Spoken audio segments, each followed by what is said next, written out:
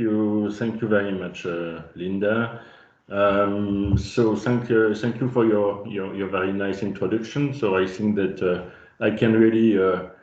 nearly skip my first slides because you very well described EMERI. So EMERI is an association which really works to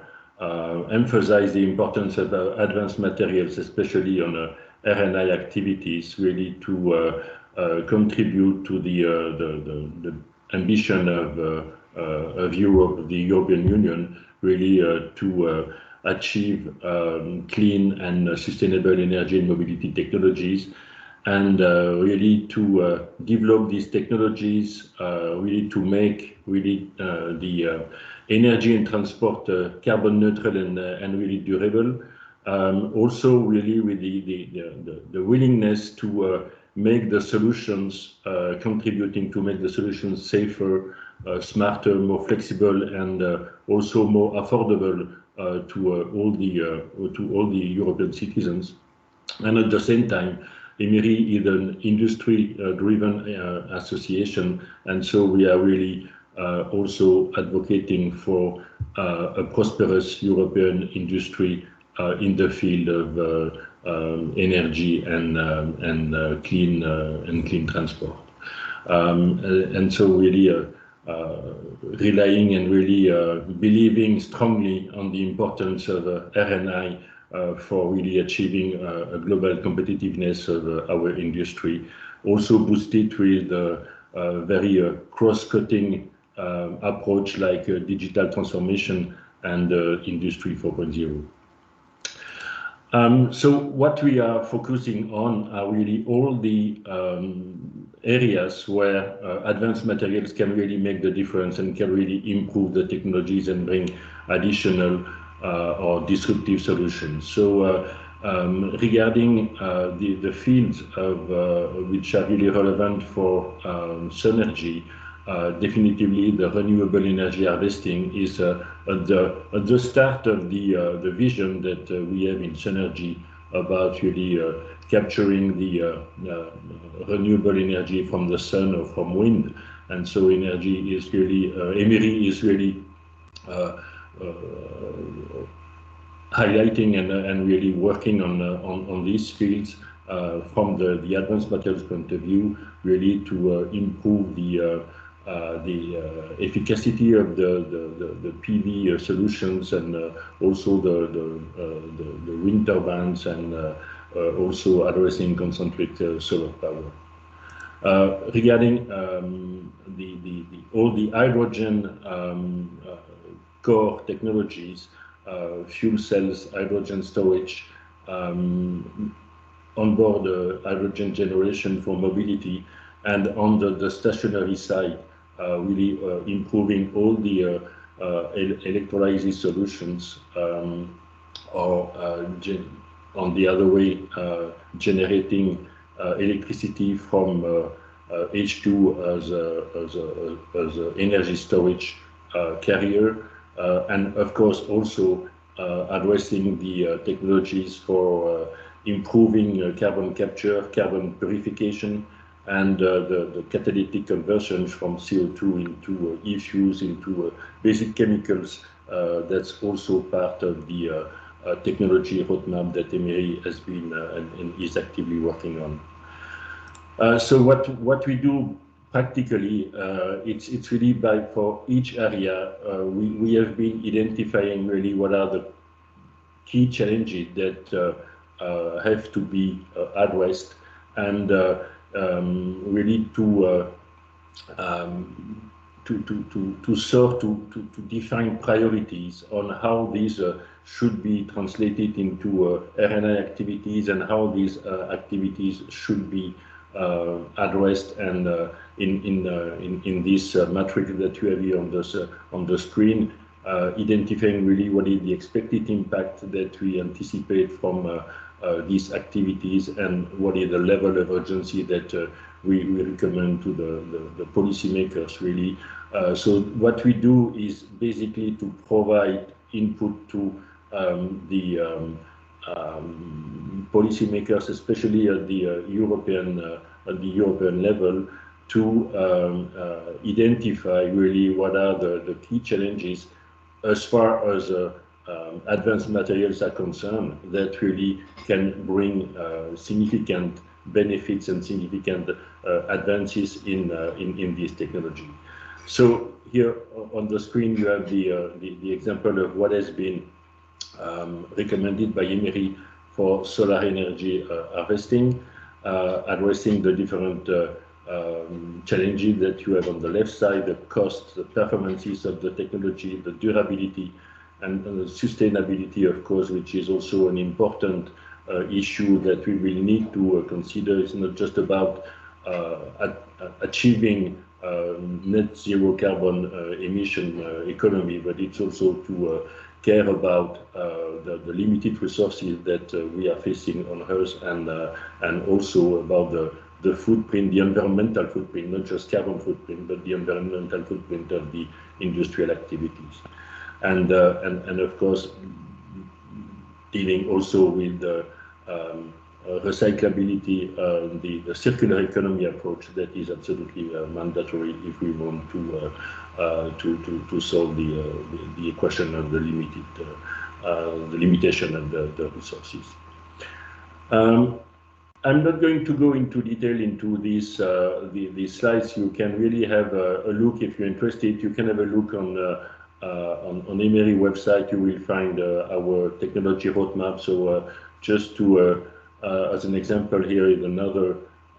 field where we also identified what we see are the main challenges from the advanced materials point of view for electrolysis and H2 for stationary and carbon capture and use. So you see the suggested R&I activities on the right. What we propose are really to address and to develop further the advanced materials for proton exchange membrane electrolyzers, for advanced materials for electrolyzers, advanced material for the generation of clean hydrogen and syngas, also advanced materials really to enable the carbon capture and purification, which is of course an important topic to consider, and which is a key piece of the puzzle that really SUNERGY is willing to address and to put in place. Sorry. What is really important is always to keep in mind that the advanced materials in this technology, they represent the most important part of the cost of these different technologies, and any improvement that we are able to bring in terms of performances or cost efficiency, they really have a very important impact on the affordability of the technology. So that's really the reason why we push forward for addressing advanced materials R&I activities also in the research programs, and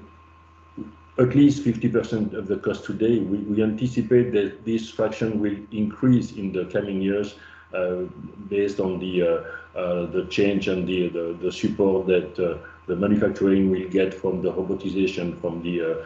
Industry 4.0 approach, and the same will be also true for labor cost and energy cost. So more and more the benefit we can bring in really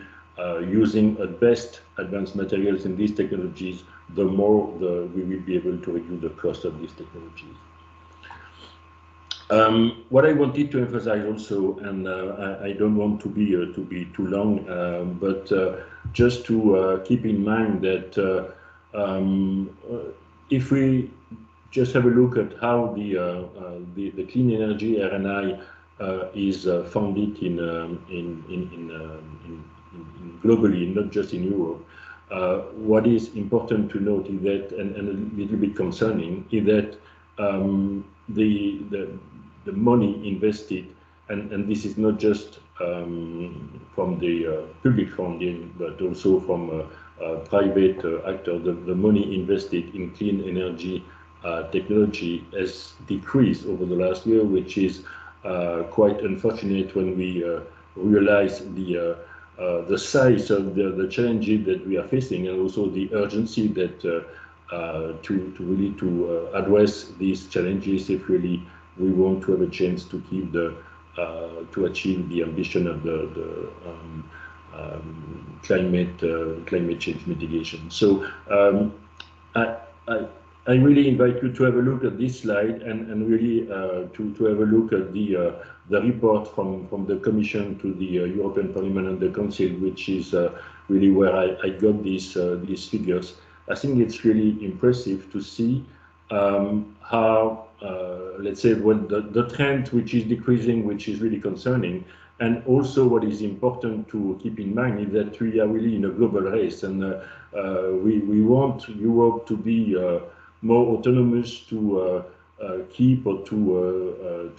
retain its leadership and technological leadership, or to regain its technological leadership, and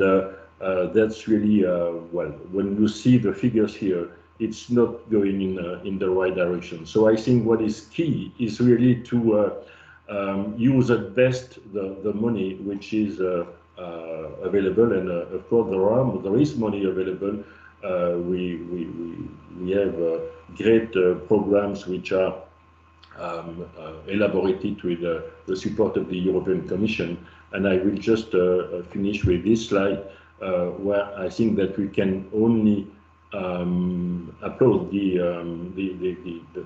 new approach that has been put in place by the European Commission for some years now, with what happened, for example, in the field of batteries, where identifying a strategic value chain, defining a strategic action plan,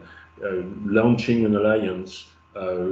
generating these IPCAIs with the different member states, and also launching now a dedicated European partnership on batteries is really something which goes in the right direction. Really, how to maximize and take the maximum impact from the public money which is invested in that field.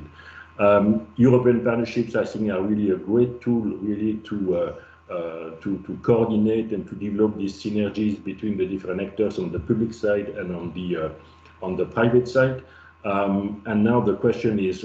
how we can succeed in finding the best way for SUNERGY really to also be part of this, to contribute to this effort. Thank you very much, and I will stop here.